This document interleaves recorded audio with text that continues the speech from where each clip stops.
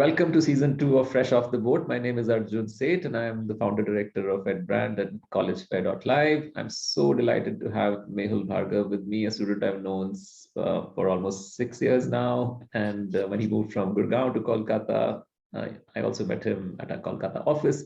Mehul, why don't you introduce yourself and get us up to speed? All right, so I'm Mehul, and I'm a sophomore student at Pratt Institute, and my major is industrial design. Yeah.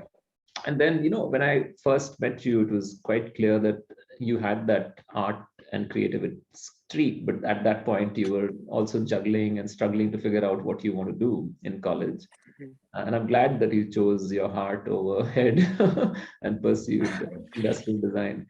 So how was it like applying to industrial design programs with all that confusion? And how did you go about getting your information and even develop your portfolio when you didn't have much on the cards to begin with any of that going for you?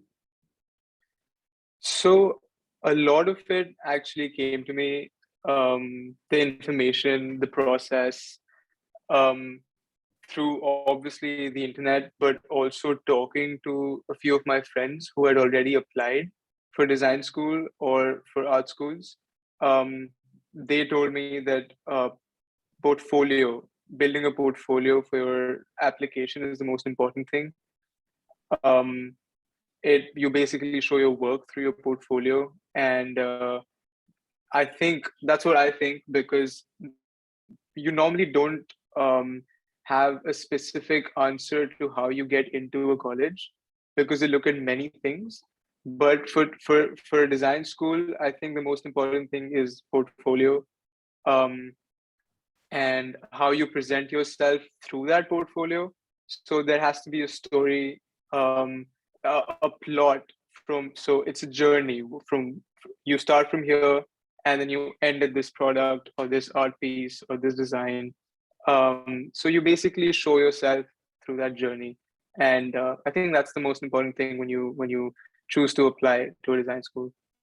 Yeah, so that's what we've been also talking to students about, that it's not just about your best pieces in the last 3 months, but it's also about things that you sort of were developmental in your approach or a theme that you finally chose. And the early days maybe could be ninth grade, or even influences could be earlier.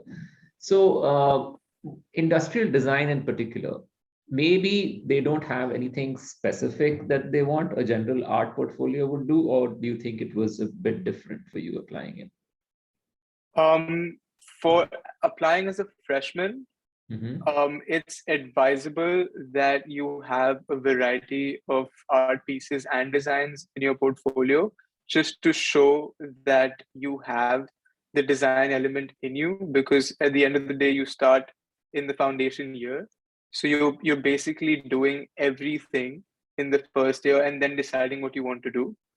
But because I was a transfer student and I had already done industrial design in the first year, and I was applying for industrial design at Pratt, my portfolio was a little more specific to industrial design because I had those preliminary or introductory skills for industrial design. Yeah. So what exactly is industrial design for students who don't know? And it's seemingly a very broad and interconnected discipline nowadays.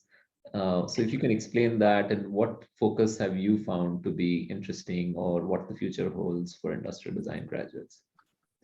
I think industrial design is gaining a lot of popularity over time. I think people are getting more aware of what it is. Um, Industrial design is basically designing anything that you see around you, anything you can use that is tangible.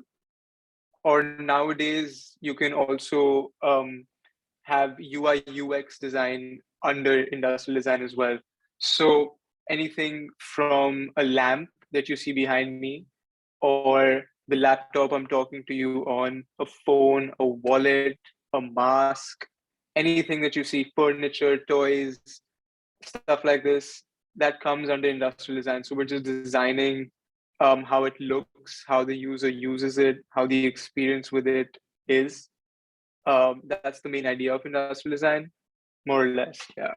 Great. So you also included UI, UX, and I'm sure now with metaverse and with the AR, Yeah. VR, reality, all of that would also be part of this.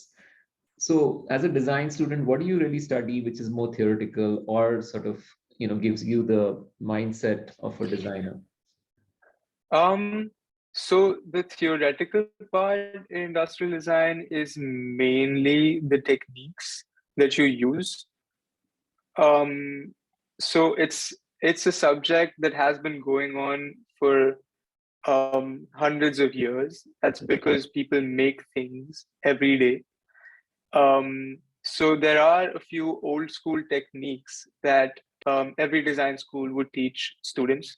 For example, just sketching on paper, which industrial designers normally don't do anymore because of technology. Everyone has an iPad, everyone has a tablet or a laptop to 3D print something or sketch on their laptop or sketch on their iPad. But the most essential thing in industrial design that professors teach you is how to quickly get your ideas on paper and sketch with the proper technique, to just convey your ideas to anybody that really doesn't understand design, but can quickly see and understand what the product is that you're making and who it's for. So I guess theoretical aspect of industrial design is just the techniques, but it's more or less just hands-on making things, the process, the design process, starting from a prototype to the final product.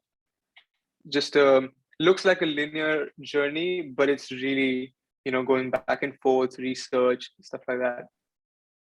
Great. So whatever I'm hearing is really fascinating, and it's also seemingly different from what parents are sometimes worried about. What do art students end up doing? This is a field, it seems, that having careers or job opportunities shouldn't be a problem. What resources does say a fine school like Pratt offer to help students take on live projects or work on internships, such that? Schools like Pratt definitely, and Pratt being in Brooklyn, um, Brooklyn is considered the hub of designers nowadays. So Pratt itself has a lot of professors who work in the industry itself. So they have a lot of connections in network that they know that they can connect you with. Um, but because they also have that industry experience with them, um, they they know exactly what to tell you about getting a job in the future after the 4 years that you've done at the university. So um, it's not just about learning how to make products, because honestly anybody can do that living in a garage with someone who's experienced in making products or furniture or anything. But just to have that kind of connection, that kind of closeness with the people, with the designers that actually work in the industry, that gives you a lot of advantage, because you can be confident that if you build a network, if you understand how they work, their work ethic, the expectations that they have as employers, I think that's very important at the end of the third year or the fourth year in order to actually get the job that you want in the field that you want to get into. So typically, what kind of companies or organizations or design houses come to campus, recruit, and where do students get placed, if that's a valid question? I think it's a valid question because a lot of big companies also come to design schools. A lot of smaller companies who just consider design as their main focus, um, or even smaller studios that actually work as maybe consultants for a bigger firm, for as as designers. They can also come and offer you jobs as assistants, just a starting job to get more experience, to climb the ladder and go up to a bigger firm. But yes, big firms like big design firms like Apple, maybe Facebook, Google, all these companies require design nowadays, because industrial design may seem like just a a hardware, a tangible, industry, but it's not. It's also becoming more active in the software world, where the industrial designers are actually designing or constructing the experience that the user actually you know um, gets while using the product. So a lot of these companies are actually now thinking more about the design and the experience and the convenience that the user gets, and that's why I feel like industrial design is gaining more popularity. Great. So switching gears now, talking a little bit about Brooklyn will not be a bad thing for our audience, or even Pratt and the setting and student life and personality of the student body. So what is it that you did not know while doing research about Pratt and its social scene and what Brooklyn had to offer before you set foot? So when people think about New York, they normally think about Manhattan. Excuse me. They normally think about Manhattan and how life is in the big city in New York. And once you step foot in Brooklyn, it's more or less the same experience, but it's also very different. It's a whole city in itself.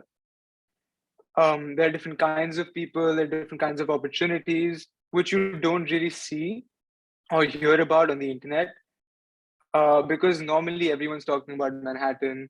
There is a Pratt campus on Manhattan, which is not the main campus, which is in Manhattan, which is not the main campus, but Brooklyn has that close connect with people around you. Um, I should say a closer connect with people around you, because at the end of the day, when you start living here, you realize that it's actually an individualistic city, individualistic culture. You really have to, get involved yourself in order to make something happen. Thank you so much, Mehul. It was such a pleasure sort of catching up and hearing more about design schools and options out there. So maybe we'll do another session next year, and look forward to following your journey. Oh, yeah. Thank you so much for this opportunity. Thank you so much.